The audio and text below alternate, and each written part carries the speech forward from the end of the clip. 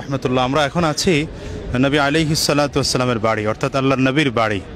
আল্লাহ নবীর বাড়ির সামনে আমার এই ডান সাইডে যেটা দেখতে পাচ্ছেন এটাই হচ্ছে আল্লাহ রাসূল সাল্লাল্লাহু আলাইহি ওয়াসাল্লামের বাড়ি। এখন এখানে লেখা আছে মাকতাবা মক্কাতুল মুকাররমা, অর্থাৎ এখন এটা মক্কা মুকাররমার লাইব্রেরি হিসেবে পরিচিত।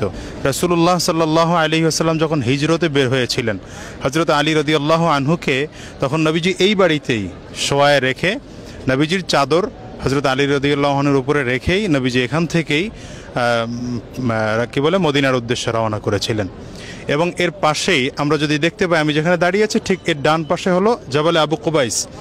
জাবালে আবু কুবাইসের ব্যাপারে একটা সুন্দর তথ্য হলো, আল্লাহ রাসূল সাল্লাল্লাহু আলাইহি ওয়াসাল্লামকে যখন মক্কার কাফিররা অর্থাৎ আবু জাহালের নেতৃত্বে এসে বলছিল চাঁদ দ্বিখণ্ডিত করার জন্য, যে মুহাম্মদ তুমি যদি সত্য নবী হও তাহলে আমাদের চাঁদ দুটুকরো করে দেখাও, তখন আল্লাহ রাসূল এই জাবালে আবু কুবাইসের উপরে দাঁড়িয়েই আঙ্গুল দিয়ে শাহাদাত আঙ্গুলি দিয়ে ইশারা করেছিলেন। এবং শাহাদাত আঙ্গুলি দিয়ে একটু ঘুরে দেখাইলে মনে হয় ভালো হবে, করেই আল্লাহ রাসূল ইশারা করে এখানে সেই চাঁদ দুটুকরো হয়ে গিয়েছিল। আমরা এখানে যে পাহাড়টার কিছুটা অংশ এখানে কাটা হয়েছে উপর থেকে, সৌদি বাদশাহ কাটছেন, আর নবীজির একদম পেছনে এবং এখানে আমরা যেটা দেখতে পাচ্ছি এটা হচ্ছে বাদশার বাড়িটা, কিন্তু এখানে দেখা যাচ্ছে, ক্যামেরায় দেখাইতেছেন? আচ্ছা, একটু বাম সাইডে ঘুরান। আমরা এই যে এখানে যেটা, এটা কিন্তু পাহাড়, এই পাহাড়টা একে বলা হয় এই যে শিয়াবে আবু তালেব। আল্লাহ রাসূল সাল্লাল্লাহু আলাইহি ওয়াসাল্লামকে যে গৃহবন্দী করে রাখা হয়েছিল সেটা কিন্তু এই পাহাড়েই। এবং আপনারা দেখতে পাচ্ছেন এখানে ছোট ছোট বাড়ি দেখা যায়। ঠিক রাসূলুল্লাহ সাল্লাল্লাহু আলাইহি ওয়াসাল্লামের যুগেও, ওই যুগেও এরকম কিছু ছোট ছোট বাড়ি ছিল এবং সেখানেই আমার নবীজিকে গৃহবন্দী করে রাখা হয়। যখন প্রথম ওয়াহি নাজিল হয় এবং আল্লাহ তাআলা নবীজিকে বললেন ওয়াংদির আশিরাতাকাল আকরাবিন, আপনি আপনার নিকট মানুষদেরকে দ্বীনের দাওয়াত দিতে শুরু করেন, তখন রাসূলুল্লাহ সাল্লাল্লাহু আলাইহি ওয়াসাল্লাম এই জাবালে আবু কুবাইসের সামনে উপরে দাঁড়িয়েই ইয়া সাবাহ বলে ডেকেছিলেন। এবং জাবালে আবু কুবাইসের পাশাপাশি আরেকটা বর্ণনা আছে যে নবীজি এই ডাকটা শুরুতে ডেকেছিলেন সাফা পাহাড়ে। সাফা পাহাড়টা কিন্তু একদম ঠিক সেখানে শেষ হওয়ার পরে আমরা এই যে দাঁড়িয়ে আছি, আমাদের ডান সাইডে হচ্ছে হেরেম, হেরেমের শুরুতেই কিন্তু এই সাফা পাহাড়টা, তো একদম কাছাকাছি, দুইটাই হইতে পারে। হয়তো দেখা যায় তখন কাছাকাছি ছিল, নবীজি দাঁড়াইছেন সেখানে মতানক্য এই জন্য হয়েছে আর কি। তো জাবালে আবু কুবাইসে দাঁড়িয়ে নবীজি কাফিরদেরকে প্রশ্ন করেছিলেন যে আমি মুহাম্মদ তোমাদের কাছে কেমন? তো কাফির মুশরিকরা তখন বলছিল যে তুমি তো আমিন, তুমি সাদেক, তুমি মাসদুক। নবী বললেন যে আমি যদি বলি পাহাড়ের অপর সাইডে তোমাদের শত্রু আছে, তোমরা কি বিশ্বাস করবে? বলে হ্যাঁ, তুমি বললে তো অবশ্যই বিশ্বাস করব। তখন নবী বললেন যে তোমরা এই মুহূর্তে তাওহীদের স্বীকারোক্তি দাও।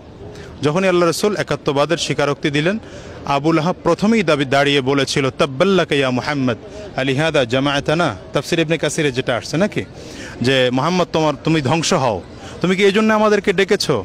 এবং আল্লাহ তাআলা তাৎক্ষণিকভাবে আয়াত নাজিল করেছিলেন তাব্বাত ইয়াদা আবি লাহাবিন ওয়া তাব্বা মা আগনা আনহু মালহু ওয়া মা কাসাব সায়াসলা নারান যাতা লাহাবি ওয়া ইমরাতুহু হাম্মালাতাল হাতাব ফি জিদিহা হাবলুম মিন মাসাদ। অর্থাৎ সেখানে আল্লাহ তাআলা বলছিলেন যে আবু লাহাব নবী ধ্বংস হবে না, বরঞ্চ তোমরাই ধ্বংস হয়ে যাবে।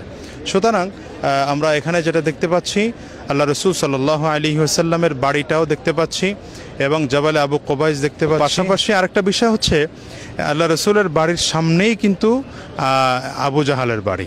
আবু জাহালের বাড়িটা কিন্তু বর্তমানে সৌদি বাদশাহ সে বাথরুম করে রাখছে, এটা কিন্তু পুরোটা বাথরুম করে রাখছে। এটা তো বাথরুম করে রাখার কারণে হয়েছে যেটা, সেটা হচ্ছে যে আল্লাহ রাসূল সাল্লাল্লাহু আলাইহি ওয়াসাল্লামের বাড়িটা দেখেন সুন্দর করে রাখা হয়েছে এবং আল্লাহ রাসূলকে মর্যাদা দিয়ে এটা লাইব্রেরি করা হয়েছে। আর আবু জাহাল কিন্তু ওর বাড়ি বাথরুমে রয়ে গেছে। আর একটা সুন্দর বিষয় আপনাদেরকে বলি, আপনারা যদি খেয়াল করেন, ক্যামেরাটা একটু ধরুক, এখানে এই কিন্তু হেরেম শুরু, এই যে আমরা ওয়ালটা দেখতে পাচ্ছি এটাই হেরেম শুরু। ঠিক এখানে সাফা মারওয়া যে সাই করা হয়, এখানে হচ্ছে সাফা নাকি, আর এরপরে হচ্ছে মারওয়া। এই যে এখানে যে মিনারটা দেখতে পাচ্ছেন আপনার হাত বরাবর, এটাই হচ্ছে সাফা, আর এই যে মিনারটা দেখা যাচ্ছে এটা হচ্ছে মারওয়া। আবু জাহালের বাড়ি কিন্তু কাবা থেকে একদম কাছে, নবীজির বাড়ি কিন্তু কাবার থেকে আবু জাহালের তুলনায় একটু দূরে, কিন্তু আল্লাহ তাআলা আবু জাহালকে কিন্তু কবুল করেন নাই, আল্লাহ তাআলা কবুল করছেন আমার নবীকে। বোঝা গেল হিদায়াত, দ্বীন, শরিয়ত এটা একটা খুশ নসিবের ব্যাপার।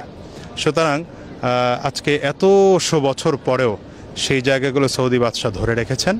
আমরা ইনশাআল্লাহ দোয়া করি যারা আসতে পারেন নাই তাদেরকে আল্লাহ তাআলা যেন খুব দ্রুত নিয়ে আসেন এবং আল্লাহ পাকের এই নিয়ামত এলাকা এবং সুন্দর এই কি বলে ইসলামের শিক্ষামূলক জায়গায় আল্লাহ যেন আমাদেরকে আসার তৌফিক দেন।